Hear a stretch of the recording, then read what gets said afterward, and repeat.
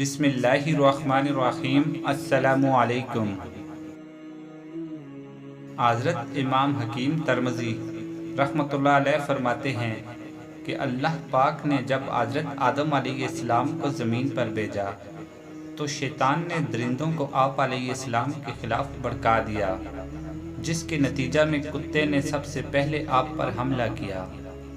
اتنے میں حضرت جبرائیل علیہ السلام اترے اور عرض کی کہ اپنا ہاتھ اس پر رکھیں، تو حضرت آدم علیہ السلام نے ایسا کیا تو کتا سکون میں آ گیا اور مانوس ہو گیا اور آپ کی حفاظت کرنے لگا۔